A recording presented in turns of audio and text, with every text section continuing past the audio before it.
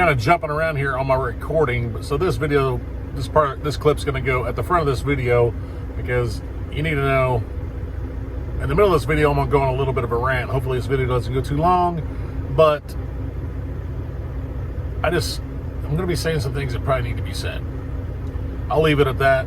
But when I get down to Corsicana, I kind of went on a little bit of a rant about what you maybe should or should not be doing as a driver. Just not for Oakley, but for anybody. But stay tuned. This video starts with us on Mill Creek, and then Corsicana, and then back to Little Rock. All right, Wednesday morning here in Mill Creek, Oklahoma. Just about loaded. I'm truck number 4, I think. So I gotta stop in somewhere and get some fuel, and we'll be heading down to Corsicana. So that's about all I know for now. So off we go. My room again. You're the only thing that made me feel like this year is still worth living.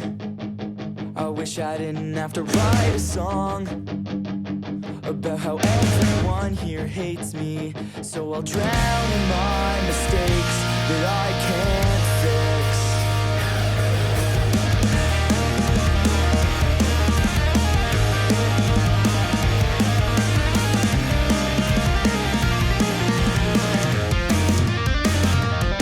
So I lay in the bottom of life, everything that you said so we can trust will never mean a thing to anyone but me.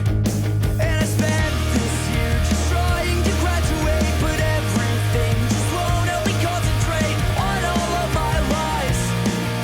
They happen all the time. I can't leave this place forever. I'm a goddamn mess, but I swear I'll get better in time. In your eyes, I'm still doing just fine. And I can't try to get past that weather. All the thoughts in my head just seem to cloud over. Okay, I don't usually go this way, but I had to stop and get some fuel, and so I'm in Durant, and now we're heading down to Corsicana. So here we go. 'Cause everything you said to me was written with complacency. And the places that you wanted me was something that I couldn't say. I cannot relate, feeling weaker every day. I can't leave this place forever. I'm a goddamn mess, but I swear I'll get better in time. In your eyes, I'm still doing just fine. And I can't try to get past that weather. All the thoughts in my head just seem to cloud over in time. In your eyes, I'm still doing just fine. So I'll spend all my money going from guitar lessons to therapy sessions, but I still feel pretty weak.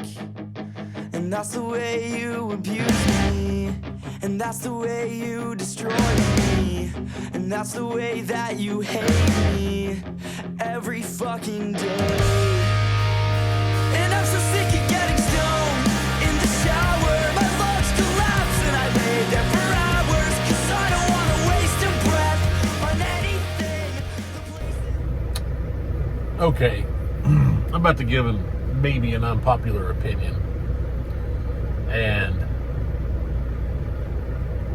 those that know me, not all of you know me, but my friends that know me, they just know I'm somebody who's just like, I just say how it is. And this may not suit well with some people, mostly the negative Nancy's out there, but here goes. Trucking is not a perfect science. If you want to make money in this, flexibility is key. So when you come out, if you have the expectations of everything this week is going to go plan A, plan B, plan B, plan B, plan A, plan A, plan B, everything's going to go perfect. If that's your plan, and if it diverges from that, you lose your mind and you can't function, trucking isn't for you. Or at least, regional / over the road trucking, because you can get to a shipper and be stuck. You can get to a receiver and get stuck. You might get stuck on the highway with a wreck. There's all these things that can happen that could mess up your day. But the thing is, you have to be flexible and you have to be motivated. I'm going to give you an example. The example is not me, it's my buddy Mikey this week. Mikey is a very motivated driver.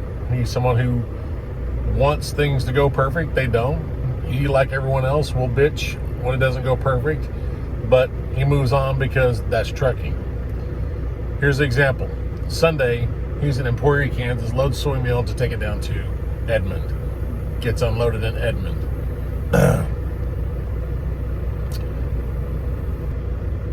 After getting that load off in Edmond, he goes to Davis, Oklahoma to take that to Dallas. Once he leaves Dallas, he calls dispatcher and says, I need another load. Now, in this interim, 3M is having some problems. So usually when you would probably just run back to Little Rock to load at 3M, no loads available. So he gives him a load of grain to go to the port in Catoosa. And the timing of this, the place where he's going to load at might not be open. So he calls them. And then he finds out when he calls them that not only are they going to be closed, it doesn't matter, they're out of grain anyway. Immediately calls dispatcher back and he gives him a different load, getting grain again to go to the port. Again, he's in the same position of they're probably going to be closed. But what does he do? He doesn't just say, oh, the hell with it, I'm going to go park. He calls them. And once he calls them, the guy says, ask him what time he's going to be there. He says, I'm going to be there about 5:20. He says, I'll still be here. Come on, I'll load you. So he gets loaded. Now, many drivers I know would have not even attempted that. They just would have found somewhere to park and been there at 8 o'clock the next morning waiting to load this grain to go to Catoosa. Mikey got loaded, and he makes it to Catoosa that night to unload in the morning. The next morning, he loads fertilizer out of the port to go somewhere out in western Kansas. Once he gets empty, the dispatcher gives him a load of salt that loads up there to go down to southern Texas. Dispatcher tells him, don't think you can get loaded tonight. Cool, he says. He calls them. They say, what time are you going to be here? He tells them it's right on the edge. They say, you make it in here, we'll load you. So he gets loaded and makes it down all the way to Guthrie, Oklahoma for the night.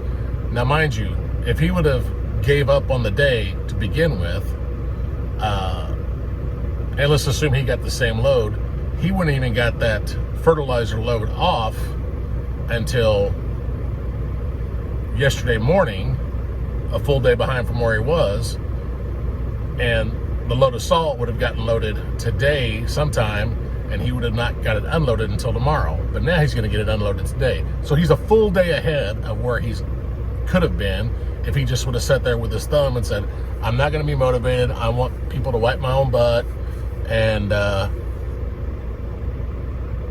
not going to find out things for myself. So that's what I'm saying.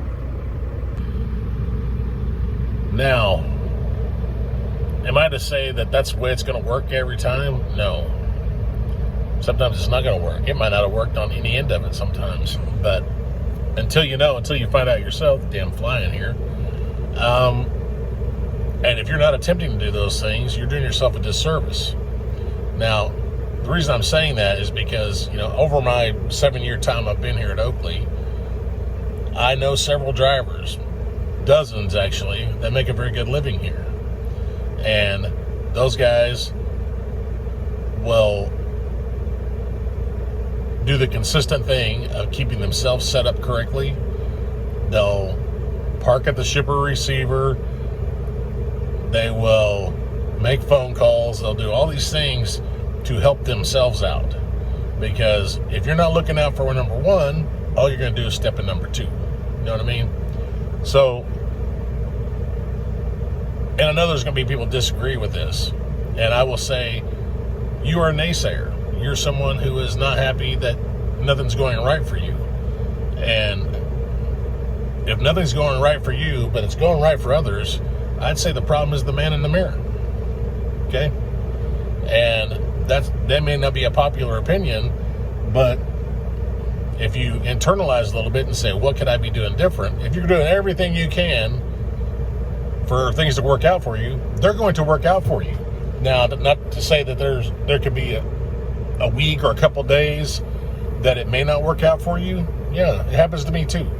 But that doesn't mean it's going to be consistent, because I, like others that try to be successful in this business, stay motivated to set myself up correctly, and I look out for myself. And if you're not doing that, if you're staying silent, if you're having problems, you're not communicating with your dispatcher, and you're just sitting there going, okay, this is going bad, or I'm not talking to another driver that is doing things right, or he seems to be doing things right. I mean, how's one driver getting consistently 1,600 miles a week and another driver getting 2,700 to 3,000 miles a week, and they both leave on Mondays and they both go home on Fridays? The problem is with the driver. And I've had weeks that I'd only gotten 1,700 miles, and I did everything I could to not be that way. Now, in that time, I guarantee I got some detention out of it too, but these things can happen. And if you're not motivated enough to keep yourself set up right, I don't know what to tell you, because being an owner-operator is not a business where you need someone to hold your hand. You have to push yourself. And finally, I'll say is, if you spend a couple $100,000 or almost a couple $100,000 buying a new truck and taking on this challenge of meeting that monthly need of truck payment, house payment, car payment, blah blah blah, and it's all on you. Well, it's all on you. So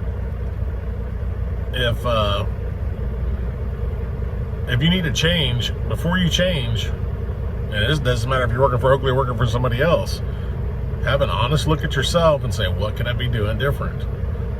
And if there are guys that are doing a lot better than you, I would talk to them and say, and have some big shoulders here, and have somebody that might be honest with you. And when you give a breakdown of how you're doing your job every day, they might give you some advice. And my guess is if they're being successful, you might listen to them. But that's it. Remember, if you like my videos, give me a thumbs up. I would love some comments on this. I'm next. I would love to hear some comments down there. You guys can comment back and forth and tell me what you think. But that's it. Y'all stay motivated, and I'm gonna get this Dolomite off the truck and get out of here. You guys take it easy.